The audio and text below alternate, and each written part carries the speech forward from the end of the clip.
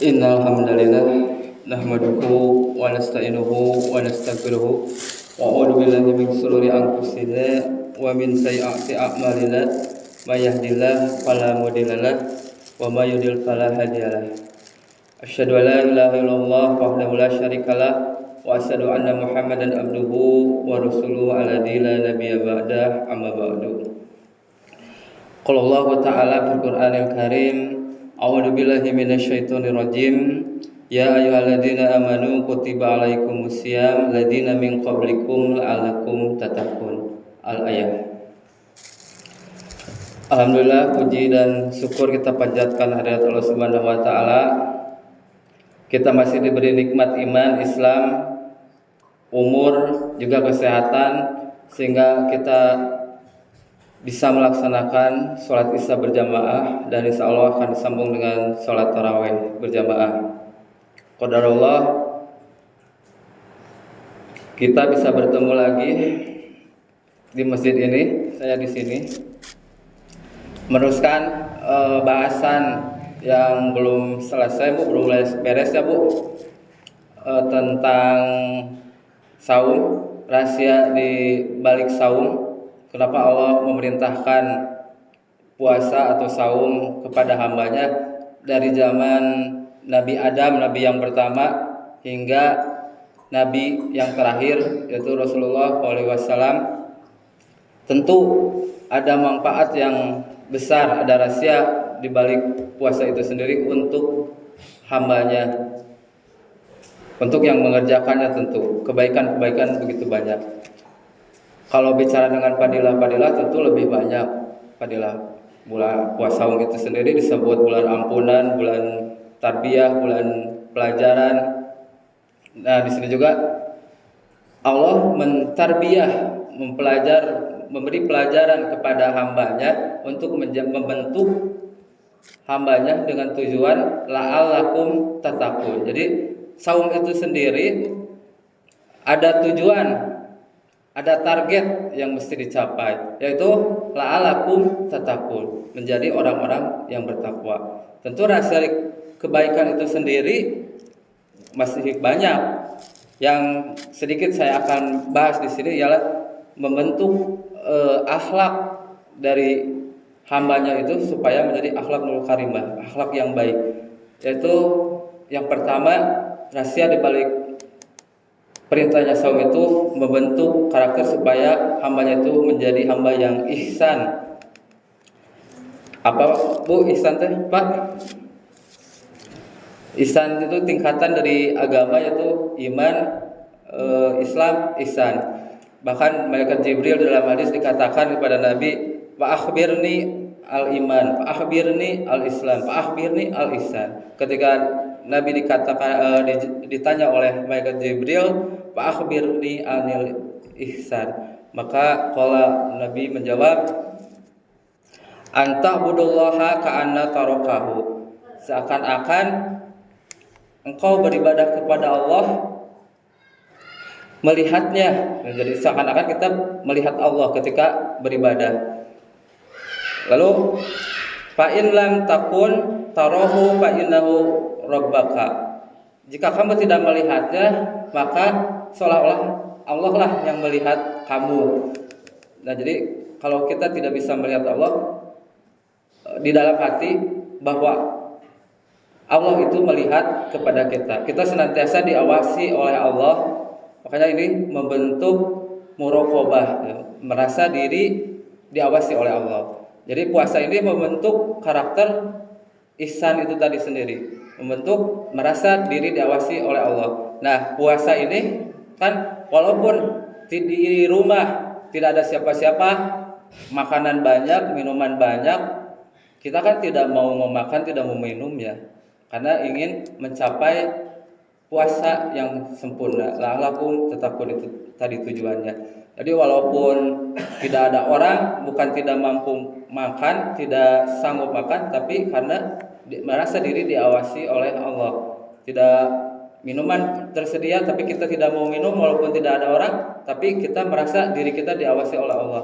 Nah, inilah yang membentuk karakter tersebut menjadi pribadi yang jujur disiplin, tanggung jawab, amanah. Dan kenapa dia jujur? Karena merasa diri diawasi oleh Allah. Kenapa dia amanah? Karena merasa diri diawasi oleh Allah. Dia disiplin karena merasa diri diawasi oleh Allah. Dia bertanggung jawab karena merasa dirinya diawasi oleh Allah. Nah, itulah yang terbentuk dari yang pertama tadi, ihsan itu tadi. Jadi membentuk karakter kehambanya itu tersebut. Lalu yang kedua, rahasia dibalik perintahnya saum itu dulu, saum itu terbentuknya keikhlasan di dalam hati. Jadi beribadah dengan ikhlas. Karena kita lihat kan saum itu tidak dapat terlihat oleh orang. Ya Pak Ibu. Di hari biasa, misalkan hari-hari biasa di luar bulan Ramadan, kita tidak bisa menentukan oh si A puasa, oh si B puasa. Misalkan lagi puasa Senin Kamis, kita tidak bisa menentukan oh si A puasa, oh si B. Mana cirinya? Oh sudah itu laleus, bibirnya pecah-pecah, kan tidak bisa seperti itu ya. Jadi ada sir abdi warabihinya. Jadi ada rahasia hamba dan Robnya.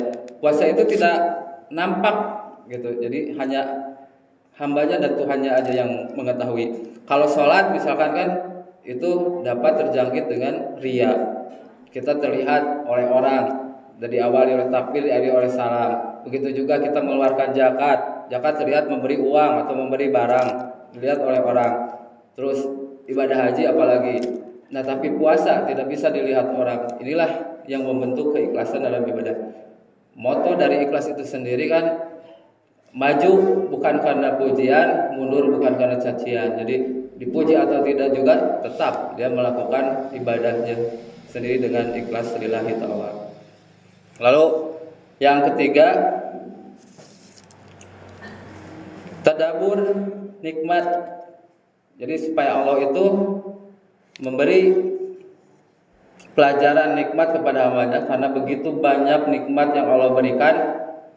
Bahkan kalau kita sering kebanyakan diberi nikmat sehingga kita lupa rasa bersyukur, karena terlalu banyak nikmat, jadi sehingga lupa untuk mensyukuri nikmat-nikmat tersebut.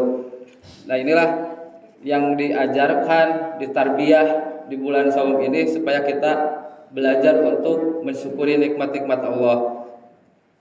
Dan sebagai kan orang yang saum itu, kata Nabi, makanya ada hadis orang yang saum itu akan diberi dua kenikmatan, diberi dua kegembiraan bagi orang yang saum. Farhatun ingda fitri, yaitu kegembiraan saat berbuka. Farhatun ingda liqa'i rabbihi, dan bahagia ketika bertemu dengan Tuhannya. Kita kan disuruh lapar dari siang, haus, menahan ketika maghrib. Itulah kenikmatan orang yang berbuka. Kita kan Pak, enaknya makan itu ketika lapar, Pak. Nikmatnya minum ketika haus. Nah, puasa ini membentuk kenikmatan itu supaya terbentuk bahwa kita itu mensyukuri nikmat-nikmatnya yang Allah berikan. Makanya ketika orang yang berpuasa sudah lapar dan menahan haus, ketika buka tentu bersyukur sekali karena merasa nikmat, merasa lega ketika berbuka. Dan adzan maghrib itu juga yang paling dinanti ya Bu, daripada adzan-adzan lain, karena nikmatnya ketika berbuka itu sendiri. Lalu yang keempat, rahasia dibalik perintah saum itu menghilangkan rasa bakhil. Jadi menimbulkan rasa kepekaan diri sehingga menghilangkan rasa bakhil.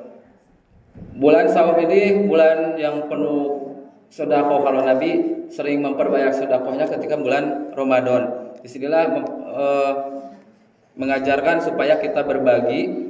Jadi puasa itu mengajarkan supaya kita peka kepada orang yang lebih rendah daripada kita. Kan makanya baik yang kaya maupun miskin, yang tua, yang muda, sama diperintahkan saum, perintahkan puasa untuk menahan lapar dan minum. Itu berarti memberi pelajaran bagi yang si kaya. Ini loh, orang miskin, rasanya orang miskin juga dia menahan lapar, menahan minum. Bukan tidak bisa makan, tapi tidak ada yang dimakannya. Bukan tidak bisa minum, tapi tidak ada yang diminumnya. Jadi kepekaan seorang hamba kepada hamba yang lainnya, saling berbagi, karena puasa ini mengajarkan betapa orang yang kesusahan, yang di luar bulan puasa juga dia kekurangan makan dan minum.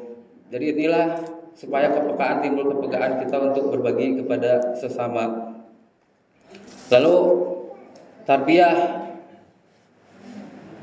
saum Ramadan itu sendiri yang selanjutnya ialah menahan atau melatih kesabaran. Puasa itu sendiri untuk menahan kesabaran, dan sabar itu pahalanya sangat besar. Sabar itu menjadi 3 tingkatan. Pertama, sabar melaksanakan ketaatan. Yang kedua, sabar menjauhi maksiat. Yang ketiga, sabar menerima qada dan qadar atau ketentuan Allah.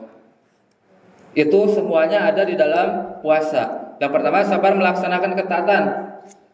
Justru puasa itu juga perintah yang harus kita taati.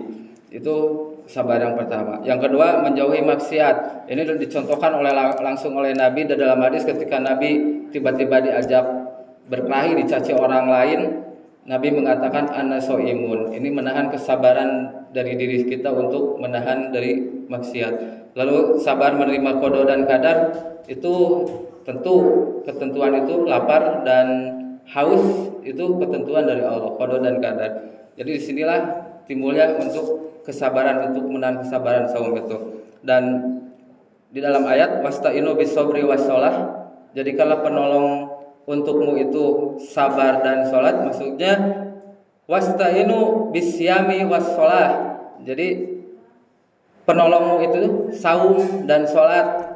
Jadi sabarnya itu ketika siangnya saum, nah sholatnya itu ketika malam kita melaksanakan Lailatul Lail. Nah inilah pas wasta'inu bisobri washolah. Jadi sabar dan sholat itu sebagai penolong kamu. Nah inilah beberapa rahasia di balik saum itu sendiri yang banyak manfaatnya untuk hambanya sendiri.